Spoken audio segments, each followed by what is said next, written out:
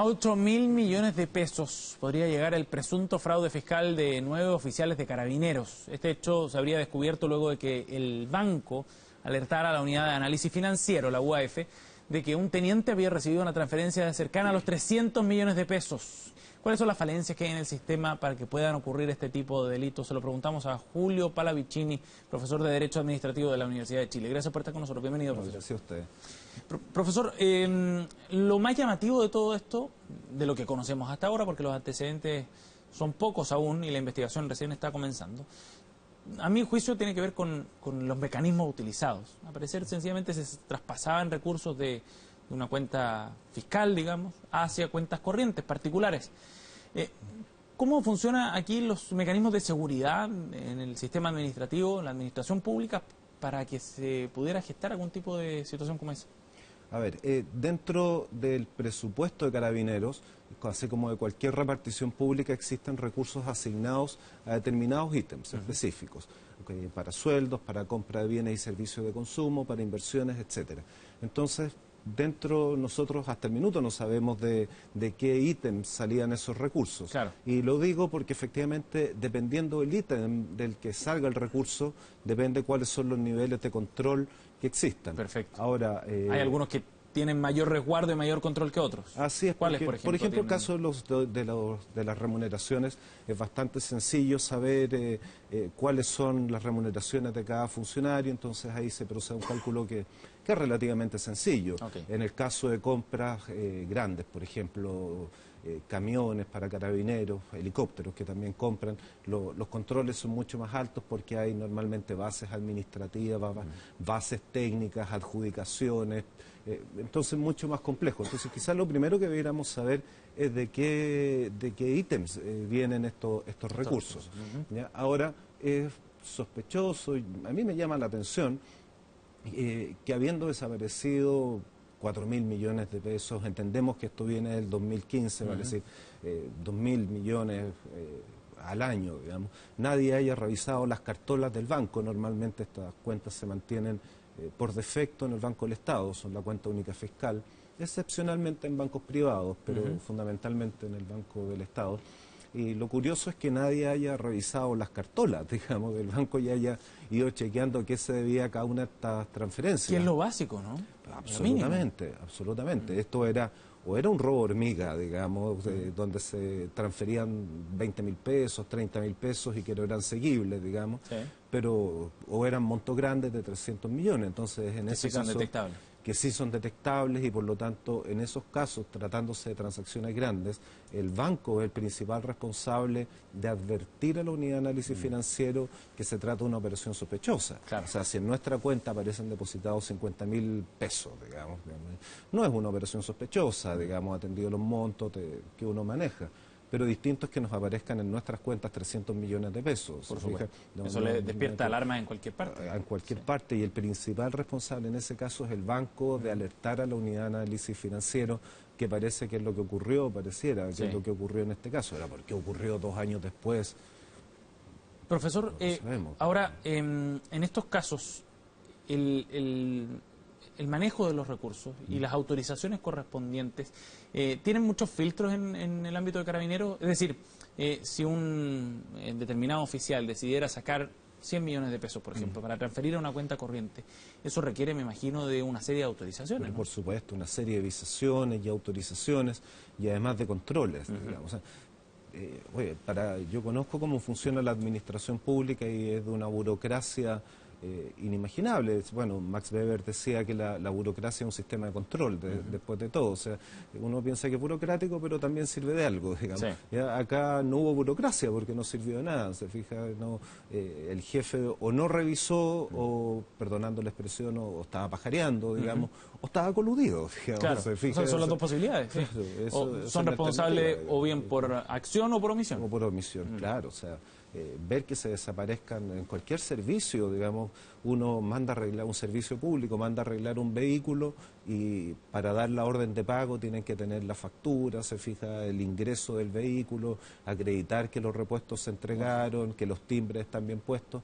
ya, para una reparación, una mantención del vehículo de 300.000 pesos. De lo contrario, No, la fuga de dinero sería masiva. El gasto se rechaza. Sí, por supuesto. En este caso sorprendente, digamos, o sea, cómo nadie se fijó, digamos, que esto venía haciendo así, porque además estas cuentas se rinden, se fija, ¿Sí? Después se revisan, en función de eso después Carabineros prepara el presupuesto el año siguiente, y la DIPRES también la Dirección de Presupuesto también lo revisa, pero entonces... Por lo mismo, entonces se le pide el retiro también, y se llama retiro al jefe de Administración y Finanzas. Claro, porque bueno, el general Villalobos lo que especificaba era que él no tuvo responsabilidad directa en esto, pero sí asume la responsabilidad indirecta como el jefe, digamos, del área.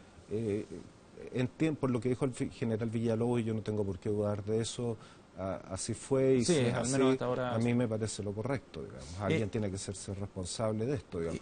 Y en el fondo porque él es el responsable de la unidad, se fija, claro. Él es el responsable de verificar a todos sus subalternos, ¿no? Eso a mí me parece...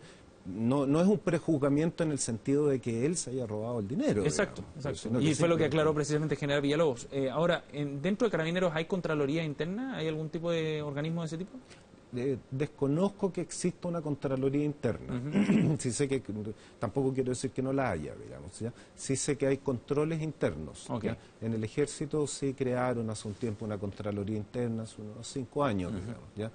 Pero la idea es que en los servicios públicos exista una Contraloría Interna que sea independiente de todas las instituciones y le reporte directamente al jefe del servicio cuáles son las anomalías que él pueda apreciar, claro, digamos, que sean independientes, efectivamente. Cuando se conoció este caso, automáticamente uno tendía a pensar en el Milico Gate, este caso de fraude, pero a través de la ley reservada del cobre. Ahora, los paralelos son posibles, considerando que en ese caso se utilizó la ley reservada del cobre, que tiene una serie de características, digamos, de uso, que son distintas a esta, ¿no?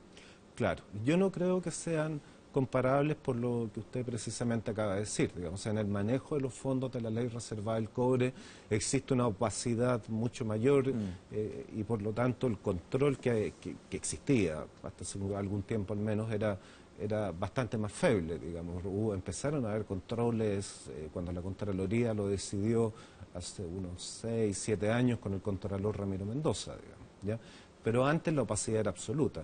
En este caso no, digamos, o sea, en este caso, por así decirlo, fue una malversación a vista y paciencia de alguien, digamos. Sí. ¿No? Alguien no se dio cuenta, eso es impresentable, o sea, 4.000 millones no desaparecen de una institución así como así. Y podrían llegar a 8.000 millones de pesos, según decía el general Villalobos. Eso es lo que decía el general Villalobos, sí. Así es. Sí. En ese sentido, cuando se utilizan algunos esquemas, digamos, como sería en este caso, con altos mandos involucrados y otros, digamos, que son subalternos, ¿cómo operan las responsabilidades ahí, profesor? Claro, depende del grado de participación que tenga cada uno y depende del tipo de responsabilidad que estemos hablando. O sea, si hablamos de la responsabilidad penal opera para todos igual dependiendo del grado de participación que hayan tenido en cada uno de los ilícitos. Dependiendo, si hablamos de responsabilidad administrativa, que es un tipo de responsabilidad distinta, ahí a quienes eran jefes se les agrava la responsabilidad porque ellos tienen la obligación de ejercer el control jerárquico de los funcionarios de su dependencia. Claro. Entonces ahí la responsabilidad de ellos es ciertamente más grave. ¿Qué pasa en los casos en que se hubiera devuelto dinero? Porque hoy día en la tercera aparece la entrevista a uno de los involucrados, a uno de los oficiales que fue dado llamado a retiro, y él explicaba que aquí hubo efectivamente dineros que llegaron a sus cuentas sin que él lo hubiese pedido, así lo va a entender al menos, y que él inmediatamente devolvió los recursos. ¿Qué ocurre en esos casos? ¿Cómo se configuran los delitos ahí? A ver, Carabineros no es un banco, digamos, no está para prestar dinero, ¿ya? Entonces no es cosa de que el Carabinero haya sacado dinero para paliar una crisis financiera que él tenía en su propio patrimonio y después lo devolvió. Si él necesitaba dinero debería haber recurrido a los canales formales, digamos, ¿ya? Ahora, si usted me pregunta, no me parece creíble esa declaración. El contexto en que él la dio, la forma de emplear los términos no me pareció, digamos. Ahora, aunque hubiera devuelto el dinero, lo único que hace es atenuar su responsabilidad civil, no lo exime, digamos, pero no lo exime responsabilidad penal ni lo exime responsabilidad administrativa, solamente responsabilidad, si es como él dice, de responsabilidad civil, digamos. Habría reparado el perjuicio patrimonial que se le produjo al fisco, pero no así, no lo exime responsabilidad civil, digamos. Si no es cosa que uno ande pidiendo prestado dinero a carabineros, digamos. Menos dineros públicos, además. Menos dineros públicos, digamos. Profesor, le agradecemos muchísimo su tiempo para venir a aclarar un poco este panorama con los datos que tenemos sobre la mesa. Muy amable. Muchas gracias.